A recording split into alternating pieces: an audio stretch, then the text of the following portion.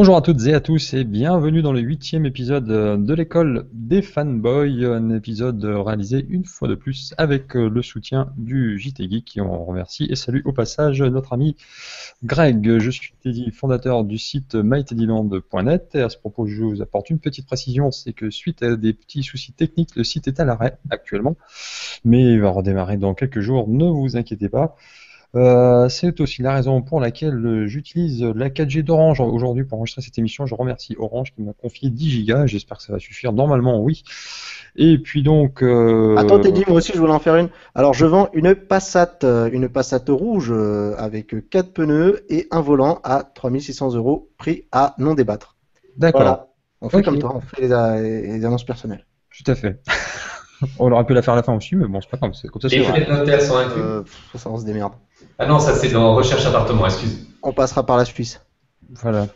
Justement, tiens, tu crois pas si bien dire, c'est que pour enregistrer cette émission aujourd'hui, nous passons par la Suisse où les débits sont plus importants et plus stables, parce que vous avez sans doute remarqué lors des 2 derniers épisodes qu'on a eu quand même un certain nombre de soucis, donc on teste plusieurs solutions ce soir. On a tous chacun des caméras également qui tournent en double pour avoir un backup en cas de problème. Une idée qui nous était soumise justement par Greg, ce qui est une bonne idée, donc on est en train d'expérimenter ça. C'est la raison pour laquelle aussi nous n'avons pas exceptionnellement d'invités aujourd'hui, parce que voilà, on préfère d'abord faire des tests entre nous, ce qui est bien aussi d'ailleurs d'être entre nous, c'est sympa, c'est la première fois que ça arrive. Et c'est aussi la raison pour laquelle nous ne sommes pas en live et vous ne pouvez donc pas interagir avec nous.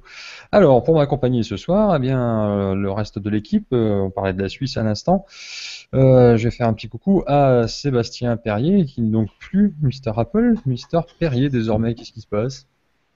Et écoute, j'ai les avocats d'Apple qui m'ont appelé la semaine dernière et ils m'ont dit gentiment que c'était très bien ce que je faisais, mais qu'il fallait que je continue à croquer dans la pomme, mais sans leur nom.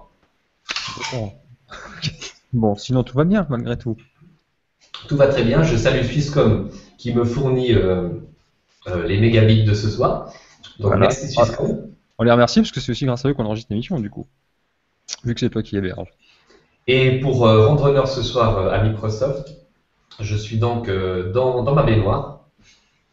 Et c'est aussi pour me rappeler que Microsoft a un jour donné de l'argent à Apple et que maintenant on en est là. Donc merci Microsoft, merci Julien et merci Bill Gates.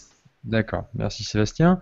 On va également saluer notre ami Mathieu Dos Santos qui est là, lui, pour défendre l'univers Android. Salut Mathieu, comment tu vas? Salut, ça roule. Bah moi toujours dans ma chambre, hein, je me suis pas encore fait exproprier exactement, donc on est là, on est bien, on est au chaud. Et puis Voilà. on regarde les autres dans les chiottes, quoi. Là où devrait être Apple. Eh ben tu vois, ça commence pas trop mal ça.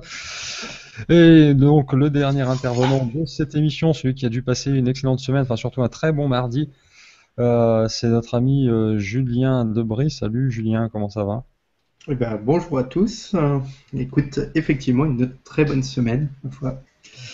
Et on espère que ça va continuer comme ça. Ouais, je confirme, c'était une excellente semaine. Le mec, il nous a pas adressé la parole de toutes les fois, même après la conférence Microsoft. À mon avis, il devait goûter au plaisir personnel et je pense qu'il a dû défoncer pas mal de rouleaux de PQ à la maison. Je le pense. Ou de Sopalin, c'est possible. Ah ouais, parce que là, on l'a plus entendu, le mec. Hein. En tout cas, on veut te remercier quand même, Julien, de nous avoir sollicité après le premier épisode pour participer à l'école des fanboys, parce que tu nous avais proposé de venir parler de Windows et de Microsoft dans notre émission. Et puis bah, voilà, pour un coup d'essai, c'était un coup de maître, parce que je crois que Microsoft n'a jamais été autant dans l'actualité que cette année. Hein. Donc il y a un effet Julien Debray, moi je pense. En tout cas, la concurrence, c'est sain. Donc, avoir maintenant trois grosses compagnies, ça fait du bien. C'est chouette, c'est prometteur. Ok, c'est vrai, je suis Et d'accord il avec toi. pourrait même revenir en France C'est quoi la troisième? C'est quoi la troisième? Ubuntu. Non, mais il pourrait même revenir Tu en sais, France avec nous- BlackBerry bientôt. Hein. Nous on est des vieilles compagnies, tu vois, on a bossé déjà. Hein, nous, On a été hippie. on a Bon, été. ceci étant, les garçons, on va démarrer cette émission. Avec donc, comme on le fait à chaque fois, on va dérouler cette émission avec par ordre chronologique. Donc, on va commencer par Apple, puisque L'iPhone 6S dont on vous avait parlé lors de la dernière émission. On avait même conclu cet épisode 7 avec l'iPhone 6S. Et bien là, on va démarrer l'émission avec l'iPhone 6S puisqu'entre-temps, il est disponible, notamment dans cette couleur or rose, comme Julien est en train de vous montrer. Hein, c'est l'iPhone de maman. C'est l'iPhone de madame, exactement. Ouais, voilà, il a sorti le carnet de chèques. Donc, Seb, comme tu as la réalisation, t'oublies pas de cliquer sur Julien pour que ça se passe en plein écran. Voilà. Alors non, pas toi. C'est sympa, mais... Ah, oh, bravo. Eh oui, Sébastien, c'est première en tant que réalisateur de l'émission. C'est beau, pas de plugin. C'est compliqué ce Hangout Google, c'est pas très ergonomique. Ouais, enfin bref, en tout cas Sébastien, toi aussi évidemment tu as cet iPhone 6S, alors toi tu as la version Plus me semble-t-il, dont tu as fait qui sont visibles sur ta chaîne YouTube, donc Mister Perrier je le rappelle. Donc on va faire un rapide bilan, enfin rapide non, mais un bilan... Mais non, mais parle, ou clique. Voilà. Un bilan donc de cet iPhone 6S, après ça fait quoi, 3 semaines que tu l'as, 3 semaines d'utilisation à peu près, c'est ça? Ça fait 3 semaines qu'on est ensemble. D'accord. Et quelle est la chose que tu as la plus appréciée sur cet iPhone 6S? C'est ça. Hop. Ouais. Le Touch ID super rapide. C'est vrai qu'il est d'une rapidité assez impressionnante hein, quand même, comparé à son prédécesseur. Ouais, et puis comparé à tous les autres. Comparé à toute la concurrence, c'est vrai aussi, ouais. Tellement rapide que en fait certains reprochent un petit peu à ce capteur. Du coup, en fait, quand ils appuient sur le bouton home, ils ont même plus le temps de voir les notifications et l'heure. Alors bon, bah, c'est pas grave, il suffit d'appuyer à ce moment-là sur le bouton d'allumage et d'extinction au lieu d'appuyer sur le bouton home, ou alors d'appuyer sur le bouton home mais avec un doigt qui n'est pas configuré pour un Touch ID, puis vous pourrez continuer à voir vos notifications et l'heure. Est-ce qu'on a eu tous les comparatifs? Parce qu'il y a de la concurrence derrière. Il y a le Mate S aussi qui est là. Donc que j'ai d'ailleurs et que j'utilise comme caméra, je peux pas vous le montrer. Alors moi j'ai pas vu de comparatif entre l'iPhone 6S et le Mate S, par contre j'en ai vu un qui était réalisé hier par deux de nos anciens invités qui ont fait une vidéo en commun, c'est JB de The Eye Collection et Johan Lelièvre, enfin Jojol67, et donc dans cette vidéo ils comparaient l'iPhone 6S et le Galaxy S6 Edge Plus, on s'y perd à force avec ces appellations. Et au niveau du capteur d'empreinte digitale, enfin du déverrouillage, la différence elle était phénoménale, quoi. Par contre, bon après, allez voir la vidéo, mais le Samsung prend l'avantage sur d'autres points. Mais regardez les mots directs. Là, par contre, l'iPhone 6S est apparemment assez loin devant, quoi. Enfin, à l'écran c'était flagrant. Teddy? Oui. Je suis pas d'accord. Je suis pas d'accord. T'invite à aller voir la vidéo au moins. Après, je ne fais que éditer des faits, rappeler des faits que j'ai vus pas plus tard. Je peux le faire en direct. Alors, excuse-moi, moi, sans vouloir manquer de respect à nos deux amis, Julien, je le connais depuis plus longtemps. Là, et son résultat m'arrange un peu plus. Évidemment aussi. Ah non, et là c'était l'iPhone qui était en premier, tu rigoles quoi? Ouais, mais bon. Il est plus rapide aussi que l'iPhone 6 de manière très flagrante aussi, et ça c'est dans la vidéo qui a été réalisée par Jérôme Caillebourne de Naotech, qui est sorti hier ou avant-hier aussi. Donc voilà. L'autre point fort, si c'est un point fort, moi je trouve, de cet iPhone 6S, c'est évidemment cette fonctionnalité qui le démarque de son prédécesseur, c'est la fonction 3D Touch. Alors une fonction 3D Touch qui au départ, avant de l'utiliser, on pouvait se demander si ça allait pas un petit peu complexifier l'utilisation d'iOS 9, et au final non seulement ce n'est pas le cas, mais on s'y habitue très très vite, à tel point que quand on commence à l'utiliser, on a même un petit peu de mal à s'en passer vraisemblablement. Sébastien. Ouais, c'est vrai, mais c'est une nouvelle habitude que tu dois intégrer dans ton OS. Parce que c'est vrai que l'OS il est très simple depuis le départ, et puis là il y a une fonction en plus qui apporte une simplicité, c'est clair, mais qui t'as un geste en plus que tu n'as pas l'habitude de faire sur un écran. Donc appuyer fortement dessus, quoi. D'accord.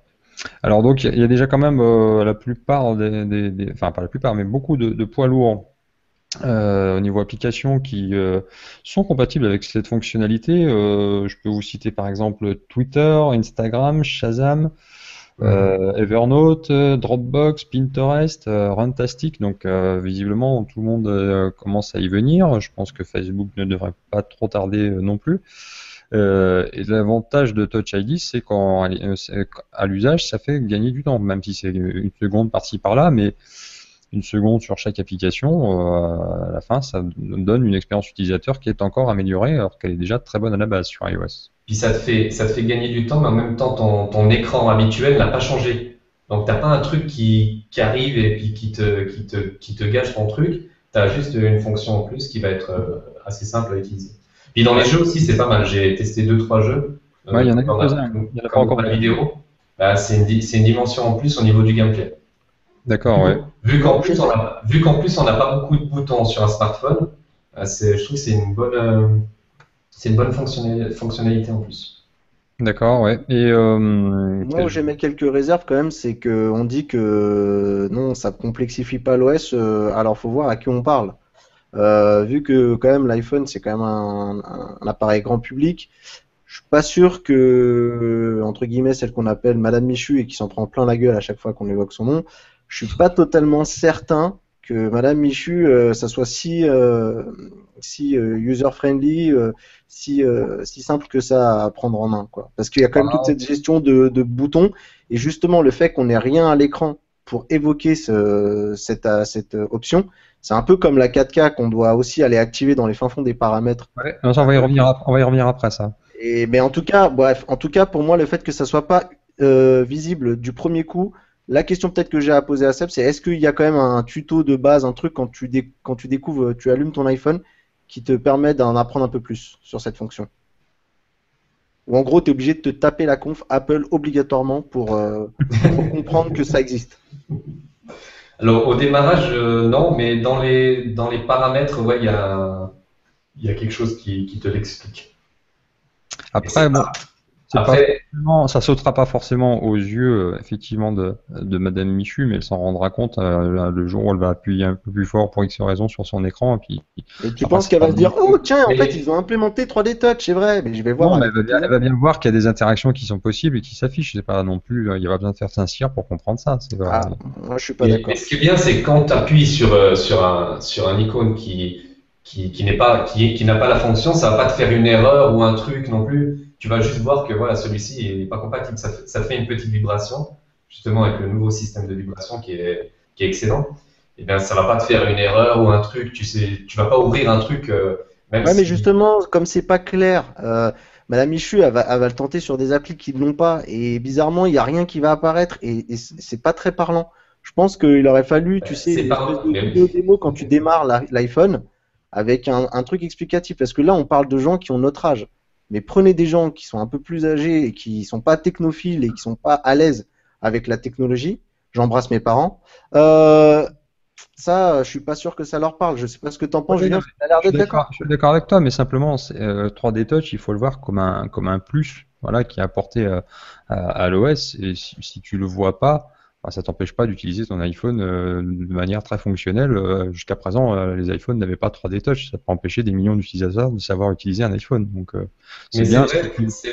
C'est vrai par contre que quand j'ai fait la démonstration à plusieurs personnes, il y en a certains qui m'ont dit « je trouve ça un petit peu compliqué ». Et quand je leur ai fait tester, ils ont dit « ah non, ça a l'air facile d'utilisation ». Mais c'est vrai que quand tu leur fais la démo et que c'est pas eux qui le font, ils sont là, ils sont… Ouais, mais ce que je veux dire, tu vois, ça serait pour moi, ça serait un problème si ça se substituait à autre chose, mais ça se substitue à rien, ça vient apporter un truc en plus. Ouais, c'est un plus, ça c'est clair. Ouais, là, moi j'ai eu le problème inverse, c'est que c'était vraiment le truc que j'avais hâte de tester, et quand c'est arrivé, il m'a fallu beaucoup de temps pour le prendre en main, parce que par défaut il est réglé sur moyen, et à chaque fois j'appuyais, j'avais pas trouvé le truc pour appuyer, et du coup ça me mettait en mode petite icône qui vibre pour pouvoir les déplacer ou les désinstaller. Et du coup, je l'ai passé sur faible. Depuis, ça marche bien, mais en fait, il y a une façon d'appuyer qu'il faut vraiment apprendre à maîtriser. Et honnêtement, c'est pas si instinctif que ça. Mais alors après, ça veut dire aussi, Julien, que tu as une très grande sensibilité. Et ils ont pensé à toi. Et ça, je trouve ça très très beau. c'est vrai que, par contre, comme l'a évoqué juste avant Mathieu en parlant du raccourci pour la 4K, il y a quand même quelques défauts d'ergonomie quand même dans cette interface qu'on n'avait pas avant.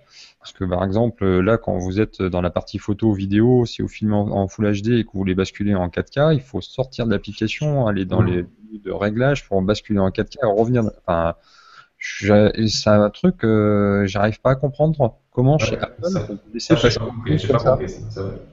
Là pour le coup, je vais me faire, je me ferai allumer par Guillaume Jette s'il était là, parce qu'il aime pas qu'on parle de ça, mais Steve Jobs, là je veux dire, sous l'ère Steve Jobs, jamais un truc pareil ne serait passé quoi. On dirait c'est non, écoute, sur l'ère Steve Jobs, il y a eu des aberrations aussi comme ça avec le Bluetooth. Le Bluetooth, il était à l'intérieur des réglages aussi. Il n'était pas. Non, c'est déjà arrivé. Après. Ça arrive partout. Là, elle est quand même ça. Mais c'est vrai que celle-là, je la comprends pas. Surtout que j'ai toujours trouvé l'appareil photo, enfin l'application appareil photo chez Apple très très simple d'utilisation. Tu switches, tu t'y retrouves. Des fois sur les appareils Android, je sais pas si vous êtes d'accord avec moi, mais des fois, par exemple, vous avez des espèces d'effets là, tu dois tous les switcher pour arriver à l'effet que tu veux, tu vois. Est-ce que tu crois pas que quelque part voilà, c'est très machiavélique ce que je vais dire, mais est-ce que tu crois pas que finalement quelque part Apple ne l'aurait pas fait exprès justement pour que les gens n'utilisent pas la 4K? Oui. Non, ils l'ont fait que pour certaines personnes, c'est les 16 Go. C'est une petite minorité là qu'on n'aime pas trop, mais pourtant moi chez moi c'est une majorité de gens. Quand ils achètent un iPhone, c'est 16 Go. Mais t'es dit. C'est vrai qu'on peut réellement se poser la question finalement, c'est est-ce qu'ils l'ont pas fait exprès justement pour que les gens n'utilisent pas cette fonctionnalité. Voilà. Ils l'ont mis pour faire plaisir au monde, mais. Vas-y, Julien. Julien, il veut parler, vous le laissez pas parler, les mecs. Non, mais Teddy, c'est clair, parce que le truc par défaut, il est réglé sur 1080, il n'est pas réglé sur la 4K, par défaut. Donc pour moi, oui. Ça, par contre, ça c'est normal. Ça, je veux dire, même sous Android, ils sont pas réglés par défaut sur la 4K. Mais c'est vrai qu'il y a un petit bouton 4K où tu appuies dessus. Puis... Non, mais en fait, c'est ce que beaucoup de nos confrères disent, et qu'en fait, pour moi, c'est un peu une 4K non assumée. Et comme ils savent que la majorité des iPhones vendus, c'est du 16 Go, ils préfèrent que les gens ne découvrent pas tout de suite. C'est un peu comme Force Touch, tu vois. C'est un peu des options planquées. Et pour pas que, en tout cas, les gens n'activent cette 4K pour qu'au bout de 10 minutes de vidéo, ils ont vu que leur mémoire elle a fondu comme neige au soleil, quoi. Mais par contre, je pense qu'ils vont être très réactifs et que ça fait 4. Avant iOS 10, on aura une modification par une mise à jour. Tu vois? Bah écoute, on verra bien, mais je pense. Il y a quand même des choses sur lesquelles moi j'attends des modifications via les mises à jour et qui je ne vois toujours pas arriver. J'en ai parlé récemment avec Julien, je crois. C'est par exemple, contrairement à ce qu'on peut trouver sur Android, c'est que on peut pas désactiver la géolocalisation sur un iPhone sans devoir se taper les menus de réglage, etc. Et c'est vachement pénible. Alors après, je sais très bien que tu peux la régler en fonction des applications, etc., application par application. Mais Apple, normalement, c'est la simplicité. Et là, sur ce coup-là, alors que c'est tellement simple sous Android, tu tires le tiroir de haut en bas et puis hop, là, tu désactives et actives la géolocalisation quand on a besoin, quand on n'a plus besoin. Et merci pour ce cours d'ergonomie pour les gens d'Apple. Bah oui, non, mais toi, je t'entends plus. Dans le centre de contrôle, nous mettre sur les iPhones, ce que je disais à Julien, le bouton pour activer ou désactiver le basculement de ton écran. Moi, je suis désolé, mon iPhone. J'ai pas le retour. J'entends rien. T'as encore la donnée? C'est toujours la piste de Steve Jobs, celui-là. Quand il y a des problèmes, on ne les entend pas. Bref, pour moi, ça, c'est un vrai problème d'ergonomie aussi, et j'attends que ce soit réglé depuis des années, et puis je vois toujours rien venir. Donc, bref, et on va continuer à faire le tour des défauts de cet iPhone 6. Il y en a quelques-uns, mais je rassure, après, on va passer aussi à d'autres qualités. Moi, les défauts que j'ai notés, c'est que pour un smartphone haut de gamme vendu très cher, en 2015, je trouve ça quand même un petit peu dommage de ne pas avoir ni de charge rapide, ni de charge par induction, alors que ça se fait quand même un petit peu partout. Alors c'est vrai que tu peux le faire via, enfin là pour le coup c'est des accessoiristes qui se régalent, mais bon c'est quand même un petit peu dommage de ne pas avoir ça en 2015 sur un smartphone qui... Moi ce que je trouve vraiment dommage, c'est que la charge à induction ce ne soit pas une charge rapide. Non, mais après c'est quand même super pratique. La charge à induction, à partir du moment tu fais une charge rapide et ta charge à induction elle n'est pas rapide. Donc, c'est comme si tu tirais. Ah, attends de voir les tests du Galaxy S6 Edge Plus. Ils ont amélioré de pas mal la charge à induction, Ouais, mais qui est passée à 2 fois plus rapide. ouais. Mon Coco, bah oui, mais il faut se réveiller chez vous aussi, hein. Il faut passer. 2015, on y est, les mecs. Oui, Bientôt petit, 2016. petit, mais quand tu dors à côté d'un micro-ondes, tu crois que c'est bien pour le cerveau, ça, mon pote? Ah, putain, ah oui, Calme-toi. d'accord. Ah, ouais, si vous dormez à côté des micro-ondes, ça c'est sûr, c'est compliqué. Ben oui, mais là, c'est un micro-ondes aussi, et tu vas te cramer le cerveau. Bon, Non. C'est le futur, mec. On est en 2015, bientôt 2016, faut y aller là. Allez, on y va. Julien, tu voulais ajouter quelque chose? Ouais. Il charge vite. Hein. Ceci dit, en filaire, il charge vite. Je Non, t'aime. non, mais après, la charge rapide, bon, encore pas, mais c'est surtout, moi, je trouve, qu'il n'y ait pas de recharge à induction, parce que c'est quand même vachement pratique, hein, je te jure, quand tu y as goûté, ça te fait chier après de revenir à des fils. Mais oui. Je te rassure, je te rappelle que j'ai. Oui, oui.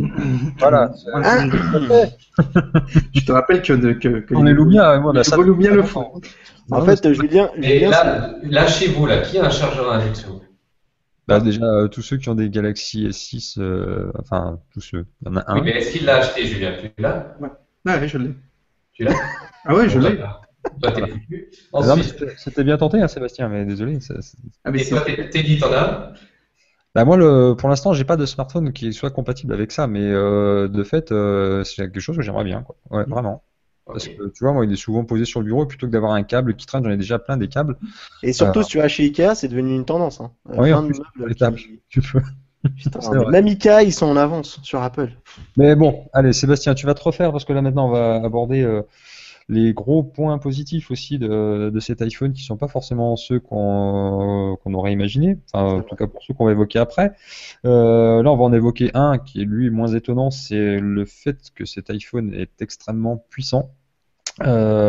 Puisque si on compare sur Geekbench, que moi en fait un peu l'outil de référence que j'utilise parce que en tout bon voilà, l'avantage de Geekbench c'est qu'on peut avoir le score sur un seul cœur et bon c'est quand même ce score là qui pour moi est le plus intéressant puisque dans l'immense majorité des cas, sauf quand vous faites du jeu ou etc. et pour faire tourner des applis traditionnels de réseaux sociaux etc. vous n'utilisez qu'un seul cœur donc c'est ce score là qui est réellement important. Et donc là, l'iPhone 6S Plus, il explose tout le monde, hein, il explose la concurrence avec un score de 2421 points. Sur le Galaxy S6 Edge Plus, on a 1484 et le OnePlus 2 à 1180. Ouais, Donc, mais est-ce qu'on sait pas si c'est un Geekbench façon Volkswagen? On le sait pas, ça encore. oui, Faut mais qu'elle ça, sorte l'info. oui, mais ça, si tu veux, c'est une excuse qu'on peut ressortir pour tout le monde, pour tous les autres constructeurs à ce moment-là. C'est vrai. Donc, Mais bon, moi, je la sors pour Apple, là. J'en profite. oui, tu as bien compris. De toute façon, je pense qu'Apple, la puissance, ça n'a jamais vraiment été leur cheval de bataille. Non, mais de fait, il est quand même extrêmement puissant là Oui, pour le coup, bah, parce que en multicœur, en n'ayant que tant- deux cœurs, c'est-à-dire moins que les deux autres concurrents que j'ai évoqués, il arrive à des scores, il arrive presque à les égaler, même en multicœur. parce Donc, que c'est optimisé, c'est optimisé. bah, je Teddy, pense que oui, c'est l'optimisation là qui pour le coup qui fait beaucoup. tu me fais mal au cœur, Teddy. C'est la réalité, j'y peux rien. Je t'enverrai la photo si tu veux de la capture d'écran. Ah, mais Teddy, je t'adore de nouveau, là, tout d'un coup. Teddy, Ah, ça va mieux. Teddy, tu me brises le cœur. Les cœurs. J'en ai plus. Les cœurs, oui, tout à fait. Il y en a combien sur le Galaxy S6 Edge Plus? 8, hein. 8. Voilà. Il y en a combien sur l'iPhone? 2. Voilà. Bon. Ça Et se puis, passe et puis un, il fonctionne déjà très bien. Avec un, il fonctionne déjà très très bien, c'est vrai. Alors, l'autre avantage de cet iPhone 6S Plus, enfin de tous les iPhones d'une manière générale, et là je sens que je vais avoir une levée de bouclier en face de moi, mais tant pis, on va la faire quand même. Quelque part, c'est son prix. Alors, je vous explique pourquoi. Et c'est qu'en fait, on en a parlé, c'est aussi avec Julien juste avant la Fanny's Party, c'est que l'avantage du prix des iPhones, alors certes, c'est vrai que ça coûte très cher la première fois où vous en achetez un, mais si vous le changez tous les ans pour à chaque fois prendre la nouvelle version, si vous ramenez le coût d'usage mensuel, c'est-à-dire l'argent que vous allez devoir remettre en revendant votre téléphone divisé par 12 mois, c'est le téléphone qui coûte le moins cher du marché.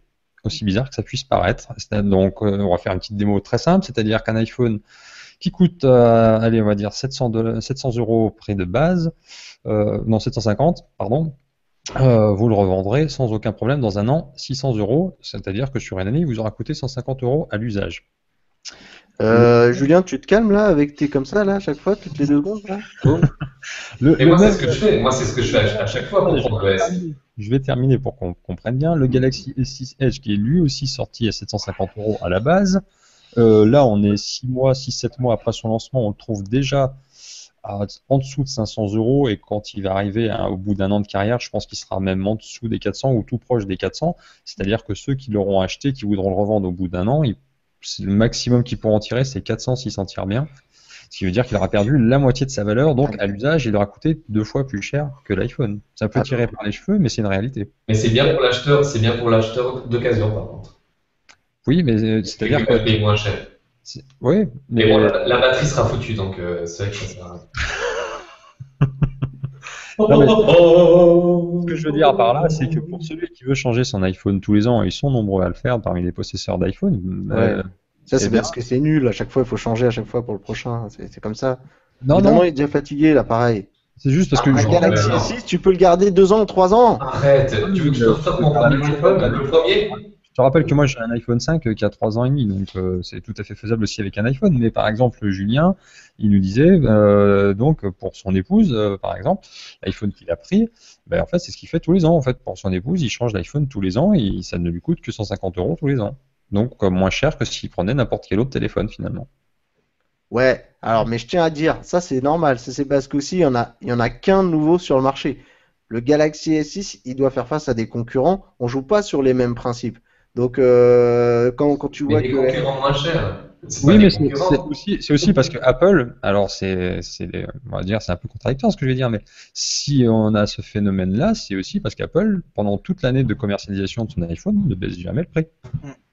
Donc, contrairement aux autres constructeurs qui, voilà, ils sortent un téléphone à un certain prix et puis 3 ou 4 mois après, il a déjà bien baissé, puis 3 ou 4 mois plus tard encore, il baisse encore. Et il arrive au bout d'un an de carrière, et il vaut la moitié du prix qu'il valait un an avant, quoi, tu vois. mais les gens sur Android, ils gardent leur téléphone, ça, vous comprenez pas. On ne sont pas comme ça obligés de consommer à outrance. Voilà, hein. Il a un S6, Julien, mais c'est pour 4 ans là maintenant. Ça y est, Ah, c'est minimum. ça. Il est bientôt cuit son truc. En tout cas, Bon, je te parle plus, Julien. S'il continue sur le hip-hop, son machin, c'est un vrai barbecue. cet iPhone, en tout cas, c'est très bien vendu, puisque pour le premier week-end, ils ont eu 13 millions de ventes, c'est-à-dire 3 de plus que l'an dernier. Bon, un chiffre qu'il faut pondérer un petit peu parce que Pondère, l'an dernier, pondère. il n'y avait pas la Chine, contrairement à cette année, et ni la Nouvelle-Zélande. Enfin bon, la Nouvelle-Zélande, je suis pas convaincu que ça fasse beaucoup pour les ventes. Mais Si, la ça Chine, fait oui. 100 000 personnes. Si, les Hobbits sont des gros consommateurs d'iPhone. D'accord. Bah écoute, je ne sais pas, mais en tout cas, 13 millions de ventes sur un week-end, ça s'annonce plutôt pas mal pour cet iPhone 6S, mais en même temps, c'est pas une méga surprise, puisque comme j'ai déjà rappelé plusieurs fois, il y a encore beaucoup de gens qui ont des 5, des 5S, voire même des 4S, ou qui ont pris des téléphones en renouvellement, enfin en subvention, avec une subvention il y a 2 ans, et qui arrivent au terme de ces 2 ans et qui vont changer, donc je pense qu'ils devraient encore en vendre pas mal. Voilà. Teddy, ils avaient mieux géré les stocks. Oui, pardon?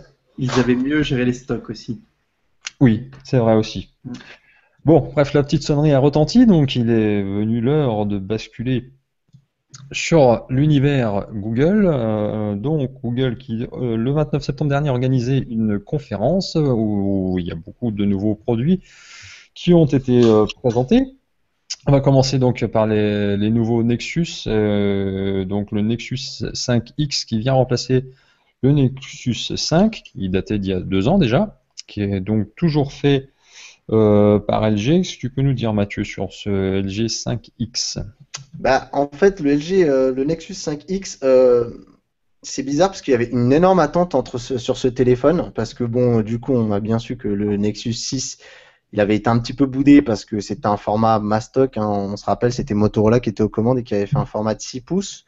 Et donc, beaucoup de gens s'étaient du coup insurgés et voulaient pas d'une phablette aussi grande pour renouveler leur Nexus 5. Du coup, il y en a, ils ont fait l'impasse. Donc, comme quoi, on peut garder 2 ans un téléphone, hein, pas comme chez Apple, et attendre tranquillement un Nexus 5X.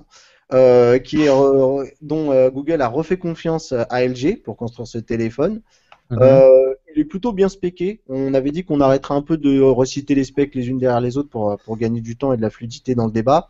Donc au final, il a pas beaucoup de faiblesses, mais il a pas de wow effect. On a toutes les nouveautés qui ont été annoncées par Google, donc avec cette fameuse nouveauté que c'est le fingerprint, qui est le déverrouillage par empreinte digitale à l'arrière. On est sur un téléphone. Sur le Nexus 5X? Oui, il y est aussi. Il est sur Ah, les deux. d'accord. Je croyais qu'il était que sur le 6P, moi. Non, il est sur les deux. Et D'accord. du coup, bah, on reste sur un téléphone qui est plutôt bien spéqué, hein. On reste quand même sur du haut de gamme. On a pris le Snapdragon 808. C'est plutôt une bonne idée. Et, Oui. et là où le problème se situe, ou là où la polémique est arrivée, c'est un peu sur les prix, notamment Ouais. sur les prix européens. Parce qu'à la Voilà. limite, Ça, on va y revenir après, t'inquiète, ouais, quand on va vas-y. parler du 6P. D'accord. Voilà, parce que c'est surtout sur le 6P, je trouve, où il y a eu un petit peu d'abus, mais bon, Ouais. on en Même parlera le 5X, il l'a pris un peu cher, mais on va en revenir un peu sur le après. 6P, tu verras que Oui, ils se sont un peu lâchés, effectivement. c'est le moins qu'on puisse dire, oui. Un petit peu, ils se sont, voilà. Un petit peu quand même. Et mais sinon, au niveau des specs, on retrouve un peu. Enfin, franchement, c'est bizarre qu'entre le 5X et le 6P en termes de puissance brute, il n'y a pas une grosse différence. Et du coup, bah, ça fera plaisir aux gens, même si l'écran augmente de 0,2 pouces. Hein. On est sur du 5,2 pouces.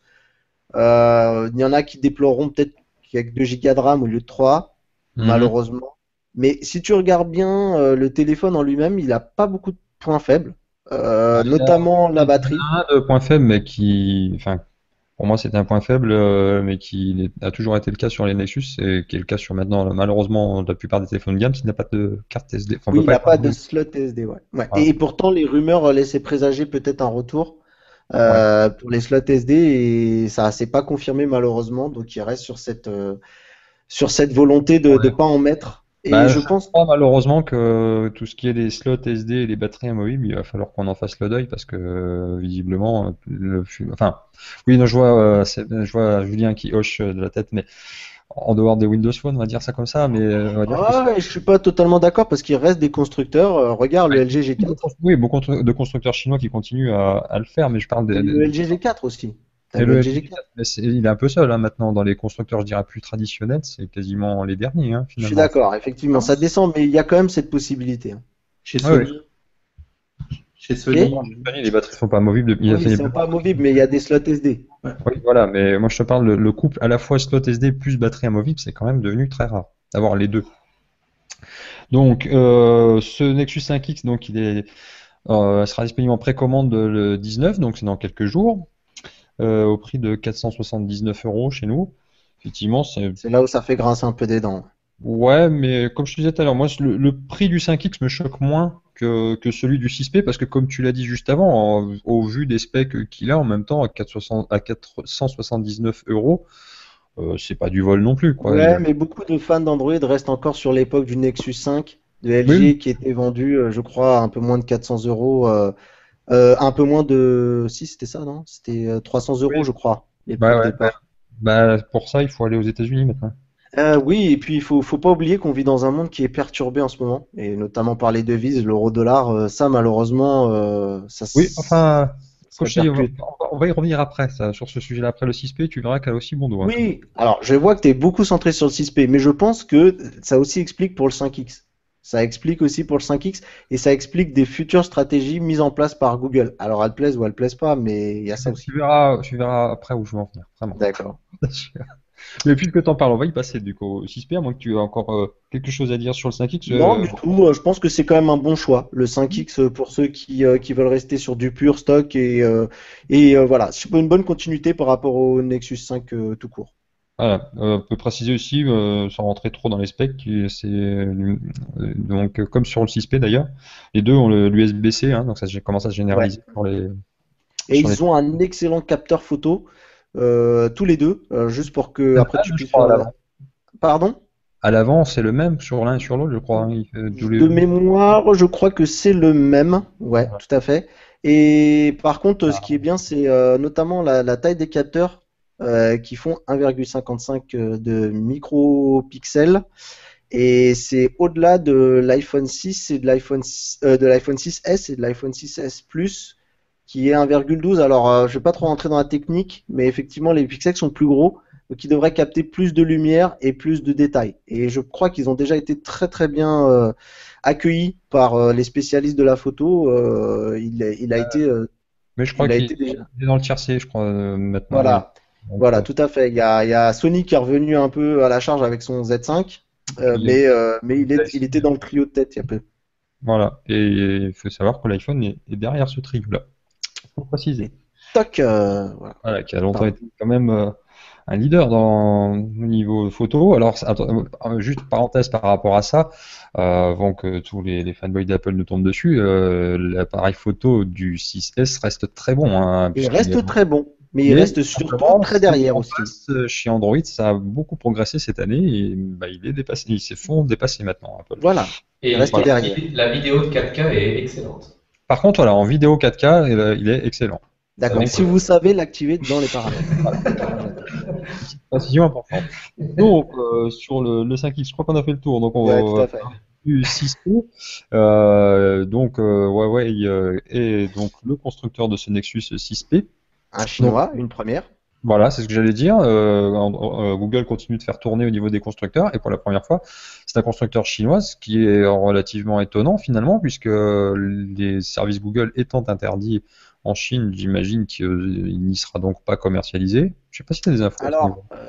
ils évoquaient peut-être une version qui serait remodelée pour rentrer dans les clous. On sent qu'en ce moment, Google, ça fait même un petit moment qu'il y a des news qui tournent. Google essaie vraiment de refaire des pas vers la Chine, parce que c'est un marché qu'ils peuvent pas ignorer. Moi, Et- j'avais vu passer une info dans laquelle justement Google et Huawei travaillaient sur un store un peu alternatif. Tout à fait, ouais.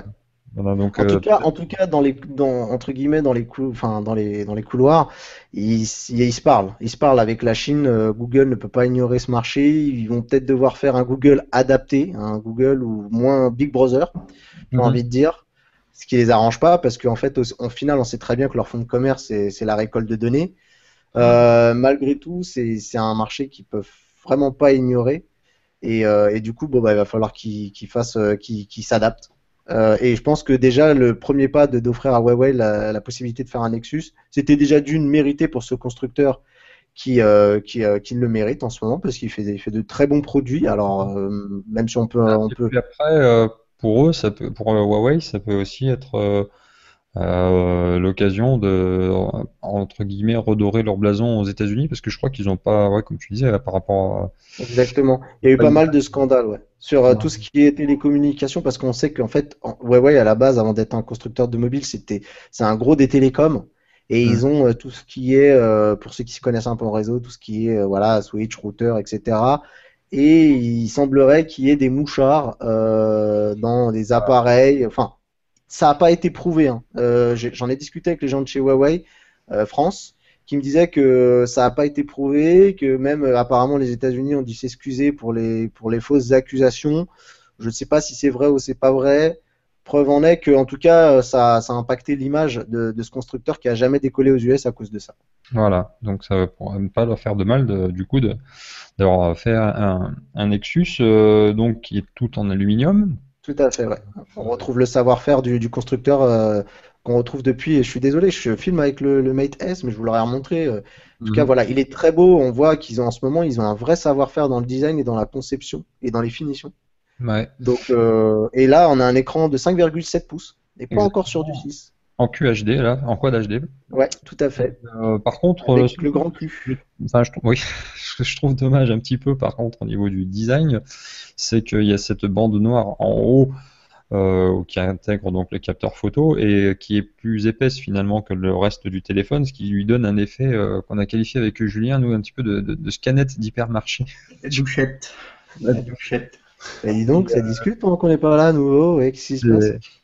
Eh ben écoute, en fait, nous, avant la Fanny's Party, on a eu notre traditionnel petit rendez-vous aux Zéphyr où tu étais convié, mais bon, tu étais en pleine conférence Google justement, donc tu pouvais pas être aux deux endroits à la fois, tu vois. Oui, exactement. Bah, il fallait choisir. Et voilà. Et Donc, d'ailleurs, juste pour l'anecdote de cette petite barre noire, de ce design, bon, qui divise, hein. C'était très drôle parce que j'avais relaté une news sur Android MT. Il y a ZTE qui est monté au créneau oui. pour porter plainte pour porter plainte. Ça n'a pas été loin. Pour l'instant, c'est une guéguerre dans les réseaux sociaux. Sur Weibo, tu as le directeur marketing, je crois, de ZTE qui a envoyé un message salé au CEO de Huawei pour leur dire que c'est un scandale cette barre noire, que c'est du vol de propriété intellectuelle, parce qu'ils avaient déjà ça sur un de leurs appareils. Ouais. Et je me souviens, en analysant la news, on se souvient aussi que bon, à ZTE, ils sont drôles, mais il y avait Nokia aussi qui avait aussi un appareil de ce type-là, avec cette fameuse bande noire. Malheureusement, j'ai plus le nom du modèle en tête, mais bon. Bref, c'était rigolo. C'était un échange bon, voilà. Comme quoi, même entre Chinois, ils arrivent à se crêper le chignon, tu vois. Donc, Ah bah, tu sais, entre ZTE et Huawei, c'est pas le grand amour du tout, hein. ouais, Donc, je veux bien le croire. Ouais. c'est un peu comme entre LG et Samsung, hein. Voilà, c'est un peu les frères ennemis, justement parce qu'ils se disputent aussi le marché américain où ZTE pour le coup a largement plus d'avance que Huawei.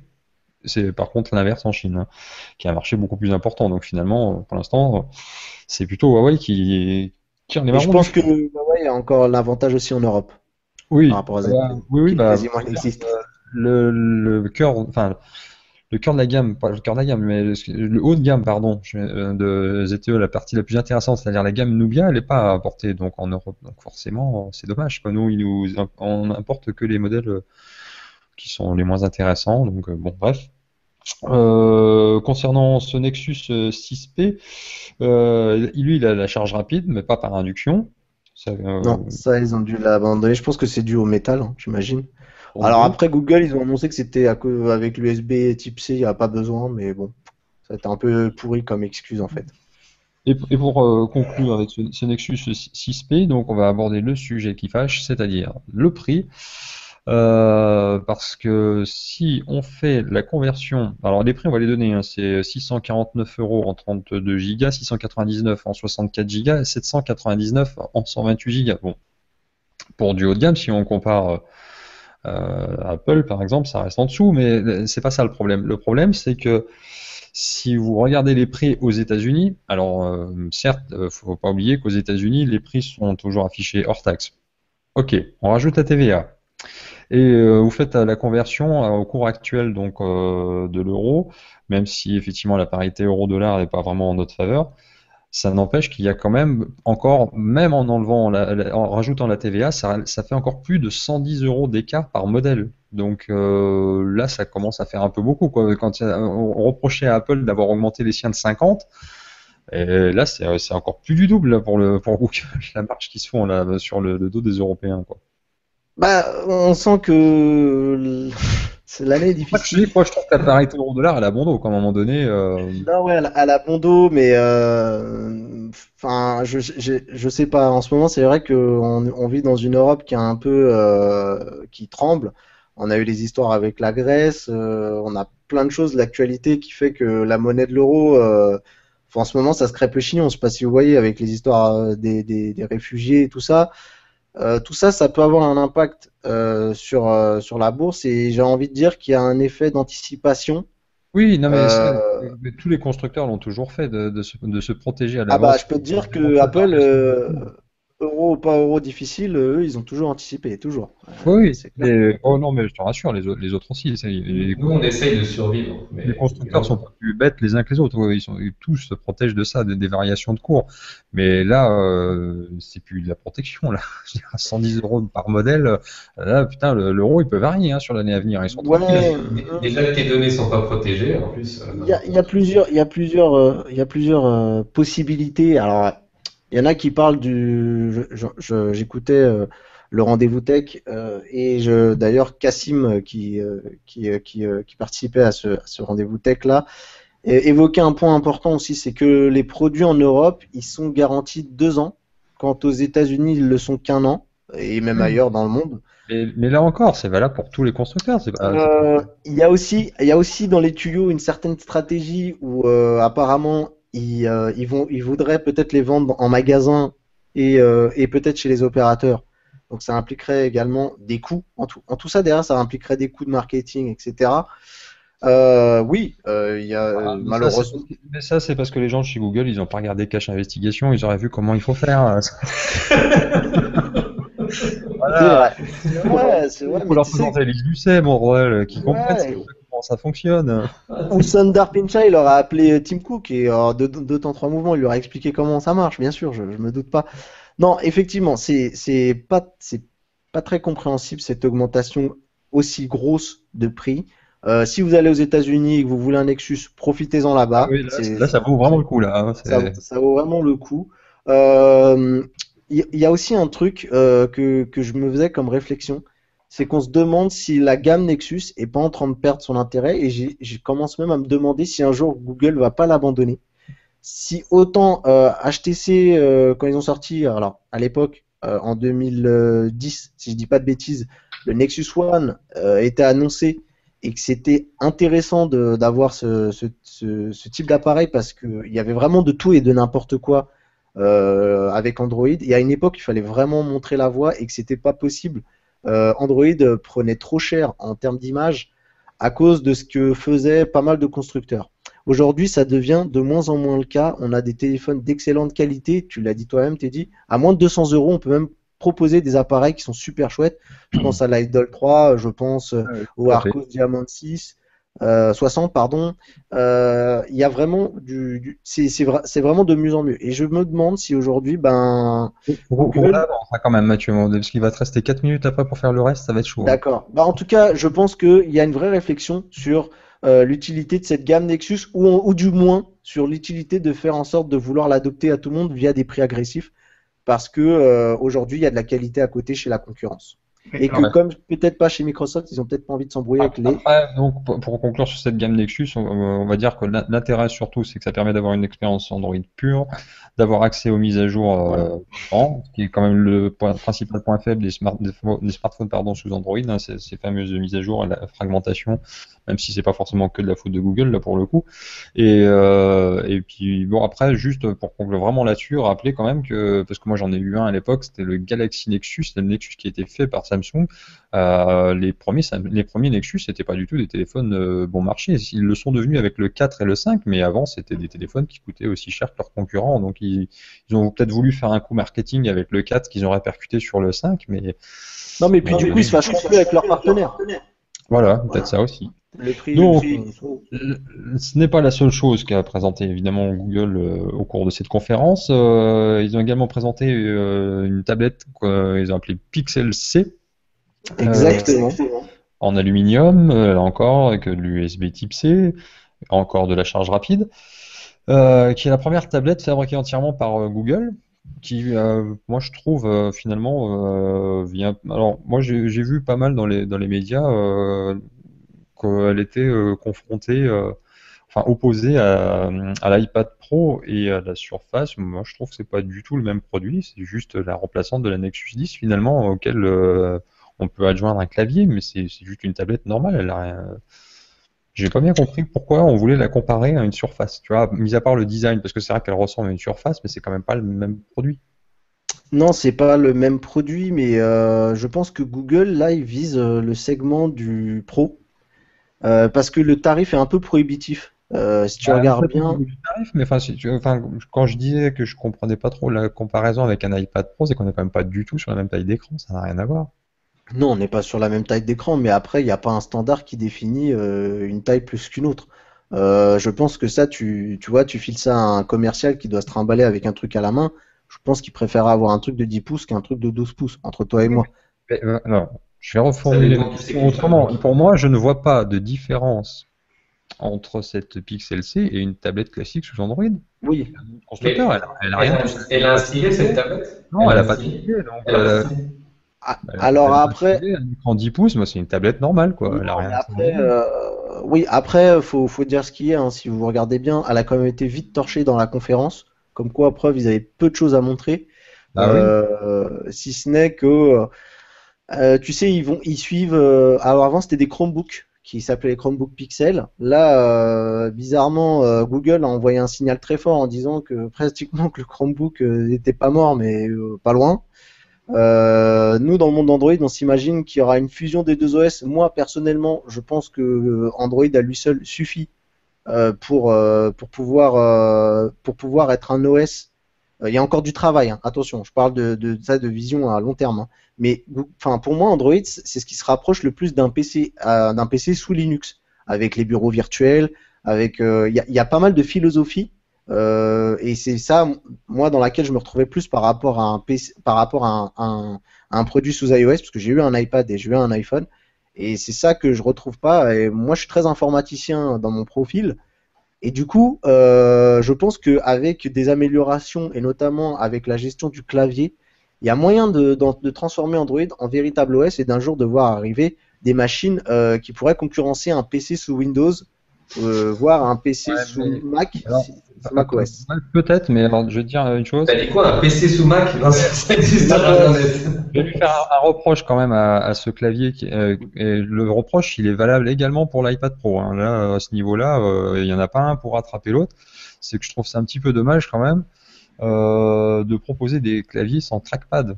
Parce que dans l'instant où tu utilises un clavier, c'est que tu veux avoir un usage qui est peut-être un peu professionnel, etc. Et que d'avoir un trackpad, c'est quand même vachement utile. Et que là, pour le coup, la Surface, ça reste les seuls, hein, à avoir un En tout cas, trackpad. Mais attends, mais pas sur iOS comme il a été créé maintenant. Tu Oui, comprends? Il n'y aurait rien à faire, le trackpad. bah, Si, non, je suis pas si, d'accord avec toi. Un trackpad, il pourrait avoir son utilité. Plutôt que d'appuyer sur l'écran quand tu es en train d'écrire du texte, par exemple, tu écris un article. Moi, par exemple, que je suis blogueur, tu écris un article, des fois, pour insérer quelque chose, plutôt que d'avoir à taper sur l'écran, puisque tu as un clavier en face de toi. Si tu as un trackpad, c'est quand même plus pratique. après, si l'idée elle est nouvelle chez Apple, chez Android, c'est quelque chose qui existe depuis longtemps, hein. Je tiens ici Oui, oui, non, une mais je te transformer. parle de celui qui était qui était présenté là, avec la petite fessée. Je te dis pas que ça Voilà. sera Android, Moi, hein. Non, moi, mais je sais que voir un pointeur de souris sur un Android me choque moins que voilà. En tout cas, c'est pas quelque chose qui me choque. Et après, typiquement, Par contre, il faut trackpad, moi en vous tant que parler du consommateur, Chromecast, il faut qu'on, tu vois, ouais, sinon les deux appels, parce que d'accord. tu as Bon, largement. en tout cas, l'intérêt de cette machine, c'est qu'elle tourne sur Tegra X1 et que c'est vraiment un Ouais. processeur de fou. J'ai hâte de voir ce que les développeurs pourront en tirer avec cette puissance sous le capot, qui fait quand même partie des processeurs les plus puissants du marché. Ah ouais, ouais, non, au niveau performance, ça devrait envoyer du lourd, je pense, hein. Voilà. Euh, Donc, donc, juste pour dire, il commence à 32 Go quand même, mhm. l'appareil, et qu'il sera vendu quand même aux alentours de 500 euros, je crois, j'ai vu. Non, non, non, ça sera vendu 499 $. Donc, Voilà. si on reprend le taux de conversion du Nexus 6P, ça veut dire 649 €, en gros. Voilà. Et vu qu'ils se sont lâchés sur le clavier aussi à 149 $, Voilà, qui bon, devra faire 200. Si on prend le même taux de conversion, bon, voilà. mais ça, les tarifs, on les connaît pas. Puis c'est vrai que, comme tu l'as dit, ils sont passés assez vite parce que je pense qu'on a, au niveau de la disponibilité et des prix, enfin les prix, on les a en dollars, mais la disponibilité, on la connaît pas. Donc, on aura l'occasion d'y revenir le moment venu. Juste, on va peut-être, malheureusement, on va être obligé de faire très court parce qu'on a été très long sur cette partie Android, sur les Les Chromecast. Chromecast, Parce que, bon, deux alors, sur le choses. Chromecast 2, on va pas dire grand-chose parce que finalement, Non. il y a pas Et, grand-chose. et d'après les premiers tests qui ont été faits par mon pote Manu qui bosse chez Frandroid, il me dit que ça vaut pas le coup de basculer du 1 au 2. Moi j'ai des doutes, ça vaut peut-être le coup de passer pour l'antenne. Moi de toute façon je l'ai commandé, donc Eh ben, je vais tu le nous en recevoir. reparleras à ce moment-là. Et je vous dirai ouais si ça, ne serait-ce que pour la connectivité c'est mieux. Et par contre le Chromecast audio peut être intéressant pour ceux qui ont Pour de faire du l'audio à multi. la maison. Ouais, qui ont de l'audio à la maison.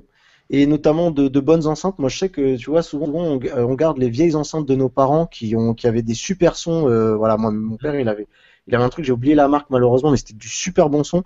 Et je pense que pour transformer, recycler ces vieilles enceintes, ça peut être très intéressant, malgré qu'il faut quand même brancher l'USB sur un courant.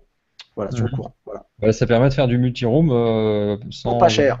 voilà, sans avoir à investir dans du Sonos qui coûte une blinde. 39 euros pour les Ouais, deux. ouais, Voilà. tu peux en mettre partout dans la maison à ce prix-là, c'est sympa.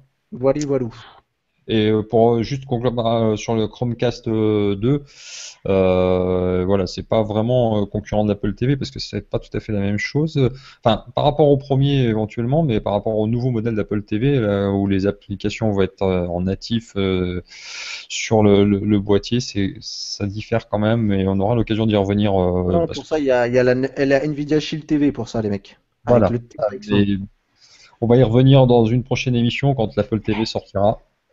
Et Voilà. quand Et le si vous voulez Chromecast, venir quand Mathieu aura eu son Chromecast. Mais là, voilà. il est temps de passer à la troisième et la dernière partie de cette émission qui est donc consacrée à Microsoft qui mardi a fait à son tour sa conférence. Et je dois dire personnellement, j'ai été considérablement surpris, agréablement surpris d'ailleurs, par Microsoft, qui a vraiment sorti le grand jeu, c'est le moins qu'on puisse dire. Très très belle conférence avec plein de choses. Voilà. Vous pouvez constater qu'il y a eu des effets non négligeables sur Julien, qui s'en est toujours pas remis depuis mardi. Ouais, il m'a dit il a testé multi-orgasme. Je savais pas que ça existait. Alors donc cette conférence Microsoft, elle avait démarré donc avec le bracelet Smart Band 2. Bah déjà, tu vois, rien que les noms non, déjà. elle n'a pas démarré par ça. Non mais dis donc. Non mais je parle, tout ce qui est HoloLens, la Xbox un petit peu moins chère, etc. On va pas en parler aujourd'hui parce qu'on n'aura pas le temps. Il faut qu'on se consacre sur les autres sujets. Donc voilà. On va commencer par les Lumia. Il faut t'en laisser un peu, sinon après t'as plus rien. Hein. Voilà. Parce que sinon, il faut quand même que tu aies quelque chose encore à nous dire le mois prochain. C'est ça que Mathieu. Windows Phone mobile. Oh, ouais, puis il y aura un nouveau BlackBerry en plus d'ici là. Exactement. Sous Android, hein, en plus. Oui, alors donc, oui, du coup, je sais pas c'est qui va en parler finalement. Les causes perdues, c'est maintenant, c'est Mathieu, les causes perdues. Julien, il a envoyé un tweet à BlackBerry, foutez la merde dans mon émission. Alors le Lumia 750, on va y arriver. Qui au niveau des specs ressemble un petit peu à ce Nexus 5X qu'on a évoqué juste avant, c'est déjà le même processeur, hein, le Snapdragon 808, la même taille d'écran, 5,2 pouces. Par contre, il a 3 Go de RAM, celui-là. Et puis, voilà, qu'est-ce que tu veux rajouter d'autre sur le 750 ? L'appareil photo, quand même. Alors, l'appareil photo, c'est comme, enfin, il est commun aux deux, hein. Le 750 et 750 XL, ils ont le même appareil photo. C'est du 20 millions de pixels avec stabilisateur optique, donc ça c'est plutôt pas mal. Par contre, il n'y a pas d'autofocus laser. Bon, c'est un petit peu moins bien. Il y a par contre un truc qui est bien pour la photo, qui est devenu très très rare maintenant, c'est qu'il y a un bouton dédié sur les 750 et 750 XL. Donc le bouton dédié couplé au stabilisateur optique, je pense que là, faire des photos floues, c'est que vous le faites exprès, quoi. Plus triple flash pour. Plus le triple flash LED, c'est vrai aussi. Pour être sûr de réussir ces photos, plus le savoir-faire de Lumia dans la photo. Elles sont directement envoyées dans le cloud, des petites photos, parce que je te rappelle que de base, il n'y a pas énormément de gigas dans les appareils, mais il y a un slot, pour le coup, SD, micro SD, qui te permet de rajouter de la place pour ces petites photos. Bon, enfin, de base, il y a quand même déjà 32 Go, hein. Ça change des 16 Go de l'iPhone. Oui, non, évidemment, je suis d'accord, mais bon, même 32 Go, ça peut être vite limité quand tu commences à prendre beaucoup de vidéos et de photos. Oui, alors 32 Go extensible, accrochez-vous, hein. Ouais. Vous pouvez étendre avec une carte SD jusqu'à 2 Tera. Alors, allez voir les prix de la 2 Tera sur Amazon. Ça veut dire que chez Microsoft, ils ressortent pas un téléphone avant 20 ans. Ouais, c'est ça, en fait, c'était pour vous dire, c'est un message caché pour vous dire, là, maintenant, par contre, vous venez pas nous casser les couilles l'an prochain, hein, parce que là, on a tout donné, là. Et point important, le système de refroidissement du téléphone. Oui, alors ça j'allais y venir en parlant du 750 XL puisque puisque on parle, on va basculer dessus sur le 750 XL parce que c'est finalement le modèle le plus intéressant avec un écran 5,7 pouces en Quad HD, là encore le gros cul, pas le petit, comme dirait notre ami Greg, et donc un Snapdragon 810 et là, miracle, Microsoft aurait réussi la performance d'avoir un téléphone avec le Snapdragon 810 qui ne chauffe pas. Ils ont mis des pompiers à l'intérieur. On rigole, mais n'empêche que c'est les premiers cette année à avoir réussi. Parce qu'il y a les premiers tests qui ont été réalisés par les sites américains qui ont déjà l'appareil en leur possession depuis quelques jours. Absolument aucun problème de chauffe. C'est le premier sous 810 avec un Snapdragon 810. Ouais, attends, j'ai vu les mecs qui sortaient les téléphones des glacières à la base. Ah, il est étanche. Quelle glacière. Est-ce qu'il est étanche? C'est ça que tu nous as demandé, Sébastien? Ouais, s'il est dans une glacière, il doit être étanche. En parlant d'étanchéité, tiens d'ailleurs. Moi, ma baignoire est remplie d'eau là, les gars, regardez. Ouais, quand on le met 1 heure dans l'eau, visiblement, il survit, hein, cette fois. Il survit, ouais. Voilà. Ce qui n'était pas le cas avant. Alors, ils n'ont pas trop mis cette fonctionnalité en avant. Je pense que c'est parce qu'ils n'ont pas envie de se Comme reprendre sa des petite services sœur. après-vente, mais Comme sa petite sœur, elle survit ouais, aussi. exactement, comme l'Apple Watch. C'est vrai. Enfin bon, Apple, c'était tout à l'heure, hein. Il fallait Ouais. le dire avant. Ouais, Bon. désolé. Revenons sur ce Lumia. Mm. Donc, avec effectivement ce système de refroidissement liquide, avec à Ouais. base de caloduc. Je crois qu'il y avait déjà ça sur les Surface 3, il me semble. Ouais, si, ça doit être ça sur la Surface 3. Ça existait déjà de toute façon dans le monde du PC. Hein. Oui, oui. Mais C'est- donc c'est une technologie finalement qui maîtrise déjà largement. Et puis l'autre point fort, enfin oui, si, c'est un point fort quand même, c'est avec Elle a Quantigun. convaincu. Non, mais c'est parce qu'en fait, c'est quelque chose qui, je pense, aura peut-être plus d'utilité dans d'autres contrées que les nôtres, tu vois. Le fait de pouvoir transformer ton Lumia en PC, ça peut être très bien, notamment dans les pays émergents, où souvent les gens ont tous un téléphone, mais ils n'ont pas d'ordinateur. Et Donc, manque de peau, ils n'ont pas les moyens de les acheter, ceux-là. C'est con. oui, mais après, on peut s'imaginer que quand Microsoft va décliner le reste de sa gamme, je pense que ça sera une fonctionnalité qui sera également implémentée. Ouais, là où je te rejoins pas, Teddy, parce qu'on parle dans d'autres contrées aujourd'hui. Moi, j'attends de voir, parce que je te dis, d'ici 5-6 ans, quand vraiment, parce que déjà que les téléphones sont performants, quand ils seront vraiment Ah, très, mais très ils sont même plus performants que certains ordinateurs, ça, on est oui, d'accord. je suis d'accord, mais quand tu serais une entreprise, ça te permettra, quand tu as des gens en déplacement, ils auront directement le téléphone, leur poste de travail, ce sera un écran, un clavier, une souris. Ils iront avec leur téléphone sur les lieux où ils ont besoin d'aller, et après ils reviendront au bureau, ils utiliseront le petit slot Continuum, ils brancheront le téléphone, paf, ils auront leur ordinateur pour travailler. Mhm. Ah, mais je te dis pas que ça n'a pas d'intérêt chez nous, je te dis que c'est pas forcément le même type d'intérêt, et que ça en aura encore plus, je pense, dans les pays émergents que chez nous, ce qui veut pas dire que ça n'en aura pas chez nous. Ah oui, oui, non, non, mais oui, mais je pense honnêtement que c'est une avancée majeure, vraiment majeure dans le monde de la téléphonie qui. Par contre, je vois que Sébastien a levé le doigt, parce que je pense qu'il ne doit pas savoir ce que c'est qu'un pays émergent, vu qu'il habite en Suisse. J'ai une question. J'ai une Vas-y. Déjà, dans les pays émergents, ce qu'ils ne pourront pas se payer, c'est le clavier et la souris. Mais Oh, ça coûte que dalle, un clavier et une souris, tu rigoles ou quoi? oui, mais attention, est-ce qu'ils se branchent par USB? Est-ce qu'on peut les brancher par USB? Parce que quand Oui. c'est Bluetooth et wireless, c'est plus cher. Non, non, mais tu peux. Tu peux, il y a des slots. Non, par Prévu, contre, ça. il t'a pas dit que le boîtier il était à 249 $. Sans Ah oui, c'est vrai qu'il y a un boîtier. Non, non, Je le boîtier, il faut savoir, en plus de ça, d'après les infos que j'ai pu avoir auprès de Microsoft, il a France, 100. pour les premiers acheteurs en France, a priori, il serait offert. Ah, d'accord. Bah, Voilà. les mecs des pays émergents, n'hésitez pas à venir. Vite. Non, mais en fait, ça serait, d'après ce que j'ai cru comprendre, une manière un petit peu de récompenser, on va dire, la clientèle française, et ce serait le cas aussi en Italie, parce qu'en France et en Italie, Windows Phone performe énormément. Donc, du coup, voilà, c'est une manière un petit peu de récompenser leurs utilisateurs, et donc les premiers acheteurs en France, a priori, auraient ce Microsoft Display Dock offert. Et ils peuvent récompenser À Julien vérifier aussi. quand même, hein.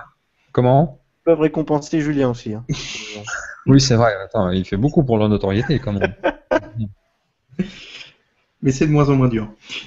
Par contre, je suis pas sûr que ça arrive à séduire le grand public, qui reste quand même. Enfin, bizarrement, dans la conf, j'ai pas l'impression que ils vont convaincre. Ils en ont fait beaucoup pour l'entreprise, mais le grand public.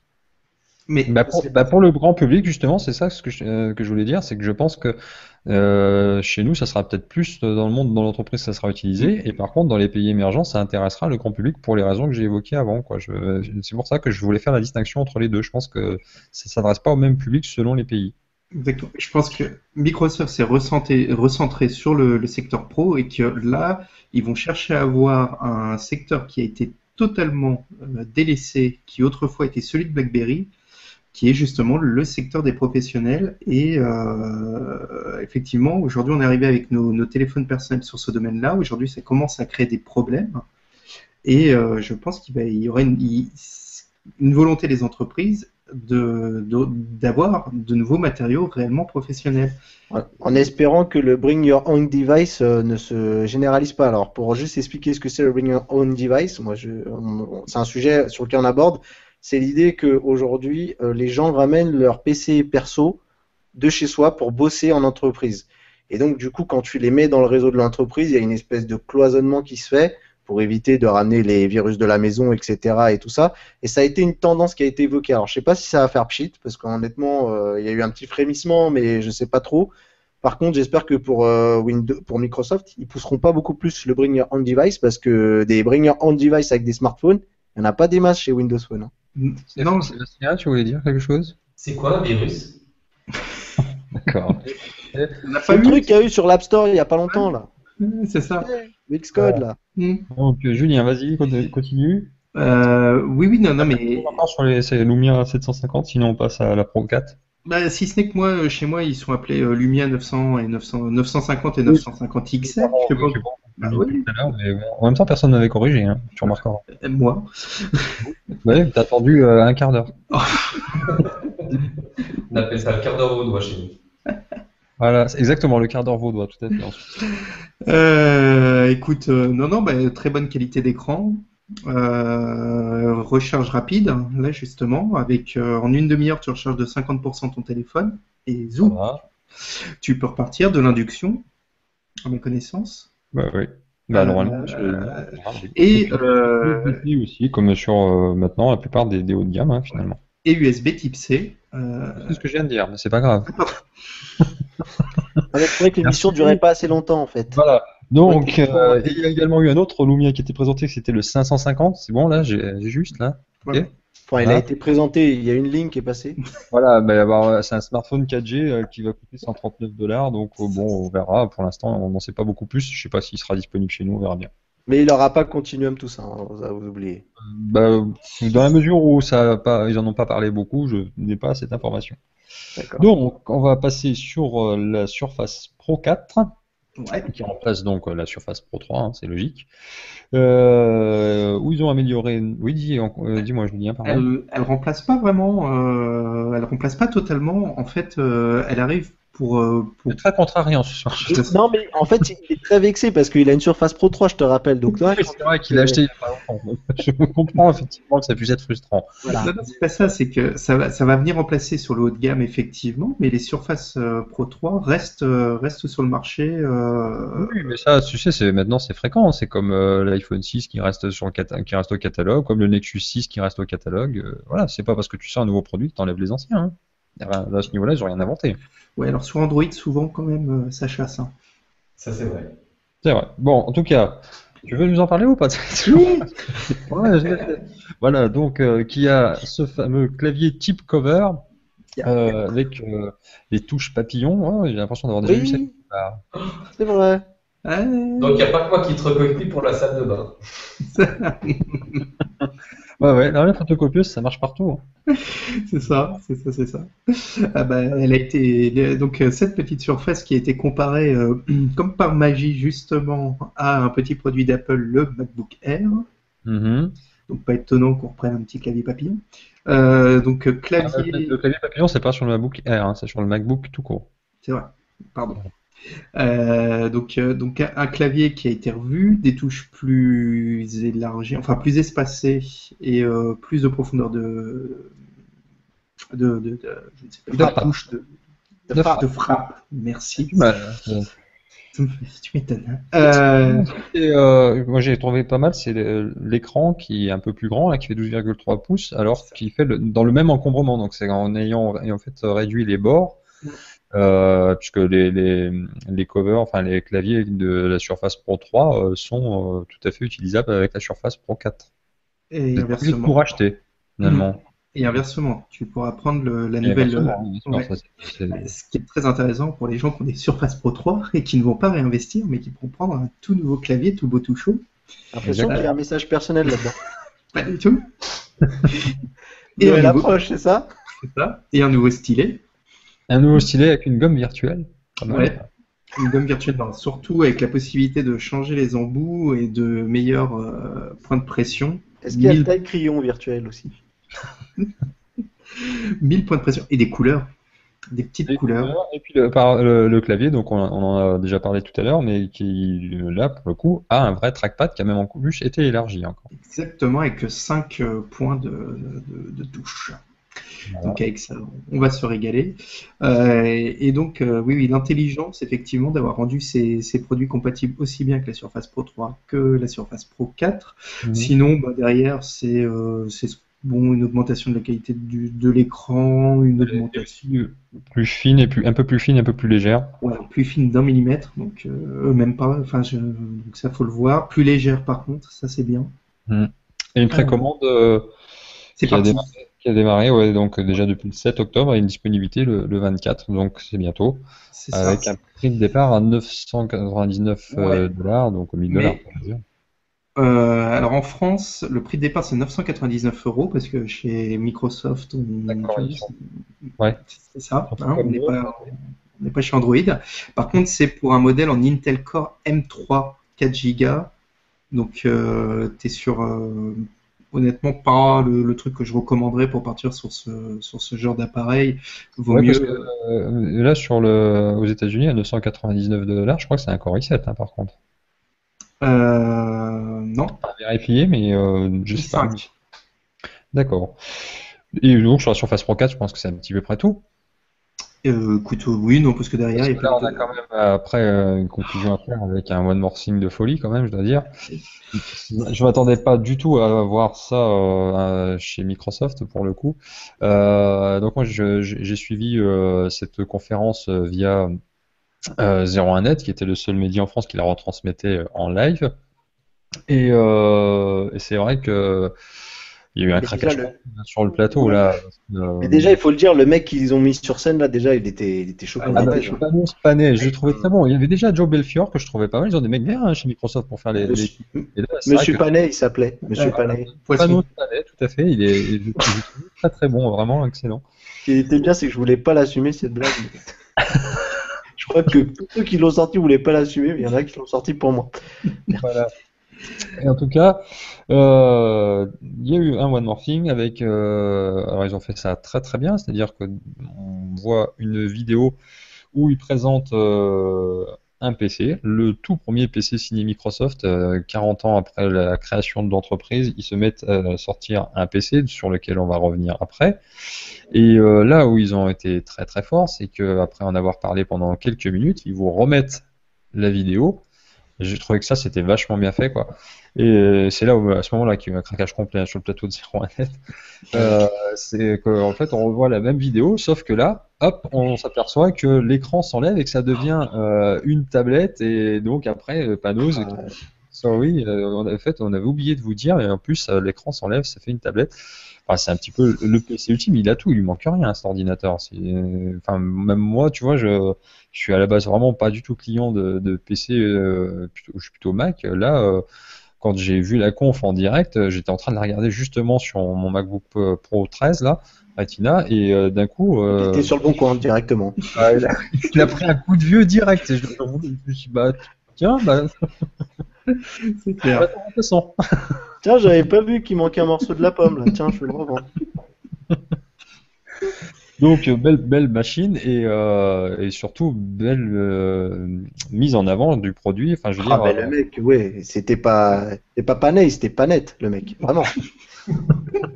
non, mais c'est vrai que là ils ont fait très fort parce que comme on en parlait l'autre jour avec Julien Sébastien l'autre soir, ce que je disais c'est que ça fait à peu près 10 ans que je suis des conférences des différents constructeurs parce que bon d'abord Maïté Diland, j'ai été rédacteur sur différents sites, bref, et que ça fait quand même très longtemps que j'avais pas été impressionné pendant une conf parce que c'est vrai que quand on les suit toutes, on finit par être un petit peu blasé. Et là, ça fait du bien quoi d'avoir un constructeur. Puis je m'attendais surtout pas que ce soit un jour Microsoft qui entre guillemets me mette presque les frissons quoi, parce que là c'était impressionnant quoi. Écoute, 3 points, 3 choses importantes. Un, c'est aussi que ça fait du bien pour une fois d'avoir pu découvrir un nouveau produit, parce que d'habitude on est toujours spoilé de tout ce qu'il va y avoir dans la conférence. C'est vrai que là ils ont gardé le secret complètement. Hein. Et ça c'était magique. Je pense que c'est ça hein, qui fait aussi la force de cette présentation. Quoi. Ouais, mais tout le monde s'en fout de Microsoft à la base. Alors, à mon avis, la prochaine conf là, alors ça va fuiter. Hein. Mathieu, mais je pense que là, du coup, après cette conférence, les choses vont peut-être changer. Et que Oui, le regard des gens a pas mal changé, en tout cas. mais Sur du coup, t'es d'accord avec moi que là, l'effet de surprise, il était tout bénef. Enfin, là, la prochaine, les fuites, ça va pas, elles vont pas Non, enfin, mais tu vas là, pas ce cacher grand-chose. qui a fait aussi que l'effet de surprise a fonctionné à plein, c'est que, comme on l'a dit avant, c'est-à-dire qu'en 40 ans d'existence, ils n'avaient jamais sorti de PC, donc on s'imaginait pas du tout ce qu'ils nous en D'accord. présentaient un jour. C'était complètement inattendu. Donc, c'est plus facile aussi de garder un secret dans ces conditions-là. Mais de fait, c'est vrai que sur Surface, ils arrivent quand même à bien garder les secrets, plus que sur les Lumia d'ailleurs. Où là, ça fuite beaucoup par contre. C'est vrai. Ouais. Et Mais je sais pas, Sylvain, tu as quelque chose, un commentaire à faire apparemment. Et je voulais dire qu'il faut qu'ils tapent aussi au niveau marketing à fond parce que nous, on est des geeks et on a sûrement vu cette conférence. Mais pour le grand public qui va vouloir acheter ce magnifique ordinateur, qui est le premier PC de Windows, il va falloir qu'ils mettent le paquet, je pense aussi, au niveau marketing. Parce que Oui. comme les gens, ils savent qu'ils font du logiciel et des surfaces, mais ils savent pas encore qu'ils font des PC. Donc, je pense que là, il va falloir taper, mais juste. Mais je pense qu'avec les vidéos qu'ils ont fait, comme à la keynote, je pense que s'ils nous font ça au grand public, ça va faire mal. Ouais, moi, je Un trouve que, peu. en tout cas, je trouve que sous l'impulsion de Satya Nadella, il se passe quand même de belles choses. Ah, c'est un mec produit, hein. Ça change, hein. Ouais, non, mais c'est clair. Moi, je trouve que depuis qu'il est là, Microsoft a quand même vraiment repris une marche en avant, et surtout, c'est très très intéressant ce qu'ils font depuis 2 ans. Entre un trimbalmeur qui fait le kangourou sur scène et l'autre qui Ça, vient et qui dit rien mais qui a des surprises. c'était fun, c'était fun. Hein, cela dit, les confs avec Balmer, je me marrais bien, remarque. Mais Ah bon, bah, de voir des mecs de la Silicon Valley en train de prendre des rails de coke, ouais, là, c'est sûr. c'est vrai C'est que sûr. bon. Mais- Alors, qu'est-ce que tu peux nous dire d'autre Bah, sur Facebook, pardon? Ouais, bah, non, mais c'était le deuxième point que je voulais amener avec ça. C'est surtout que d'un seul coup, Microsoft vient de redécouvrir le marketing derrière ses produits, ce qu'ils avaient toujours un peu, qu'ils n'avaient jamais su vraiment développer. Et là, ils ont su développer un vrai côté marketing avec des publicités dignes de ce nom, des vrais effets d'annonce, de surprise. Je suis pas Ah, trop puis, inquiet. oui, ils n'ont pas été main morte, hein, parce qu'ils ont parlé de Mm. PC et de portables le plus puissants du monde, 2 fois plus rapide qu'un MacBook Pro. C'est ça. C'est ça, c'est ça. Moi, ce Parce que que je comprends pas, J'espère pour eux que c'est. c'est réellement le cas, parce qu'il va falloir l'assumer ça derrière, parce que tu Oui, dis bien que tous les sites américains, ils ont déjà prévenu qu'ils vont vite tester ça pour vérifier. ça, de toute façon, oui, ça va être testé. D'autre part, ce qui n'est pas réaliste, c'est qu'on sait qu'un PC, même quand il est plus dosé qu'un Apple, l'OS, enfin, est généralement malgré tout un peu moins bien optimisé. L'OS d'Apple marche toujours mieux. En revanche, l'OS de Microsoft, graphiquement, marche mieux, notamment au niveau des jeux. Et là, c'est aussi ce qui a été développé sur cette machine-là, c'est que donc c'est une tablette, mais dans le dock, il y a deux choses très intéressantes qui sont mises dans la partie clavier, c'est de la batterie supplémentaire pour avoir Oui. quelque chose qui tient vraiment longtemps, et du GPU, c'est-à-dire que tu rajoutes de la puissance graphique, et là, tu vas pouvoir faire tourner des applis très gourmandes là-dessus, pour le montage, la 3D, ce genre de choses, très professionnelles, et pour le jeu, qui est associé à Windows, qui est quelque chose qui plaît aux aficionados de Windows, c'est la possibilité de faire du jeu. Et Exactement. là, Et tu avais un troisième point à aborder ou... Et ce qui est dommage, c'est que c'est du jeu piraté, quoi. Le plus souvent. Non, mais c'est vrai que je trouve ça vraiment dommage. ouais, bah ça, Pour les développeurs. long débat. Non, le troisième point, c'est qu'on oublie que on a tendance à oublier ces derniers temps parce que justement on est parti, enfin que Apple nous a fait rêver avec des produits que Google a essayé un peu de suivre, mais on oublie que Microsoft c'est un créateur de logiciels. Et là, ce qu'ils sont en train de faire, ce qu'on a vu avec cette conf, c'est que derrière, justement, ils viennent de prendre le virage du matériel et de dire à tous ceux qui... Il y en a beaucoup qui ont critiqué en disant ouais, ils se tirent un peu une balle dans le pied vis-à-vis de leurs partenaires, comme Lenovo, tout ça. oui. Oui, parce qu'on trouve quand même chez Lenovo le ThinkPad pardon, Yoga 12 qui est quand même assez ressemblant, enfin pas ressemblant, mais Pareil, le stylet, l'écran qui se retourne, bon, il n'est pas détachable, il ne peut pas faire tablette. On trouve le XPS 12 chez Dell, il y a aussi le HP qui vient de présenter le Spectre X2, donc ils se positionnent en concurrent de leur partenaire finalement avec Dell. Oui, mais c'est là où je suis pas tout à fait d'accord, c'est que autant justement Android partait sur une configuration un peu, on vous montre le produit de base. Faut Non, qu'on mais conclue après. ouais, on vous montre le produit de base. Ce que vient de faire Microsoft, c'est on vous montre le maître étalon.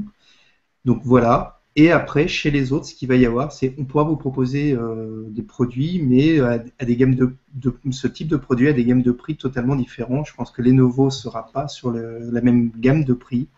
Et donc quelqu'un qui sera tenté par ça, il ira voir. Et si ça lui plaît, qu'il a les moyens, il prendra celui-là. Et sinon, il ira chez les autres.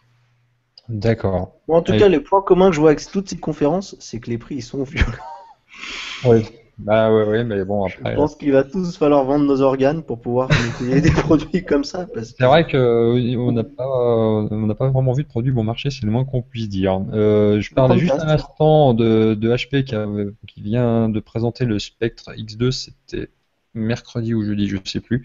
Et le même jour, ils ont également présenté un modèle que je vous invite à découvrir en vidéo sur MyTeddyland, qui est un HP Star Wars Edition, qui est juste magnifique.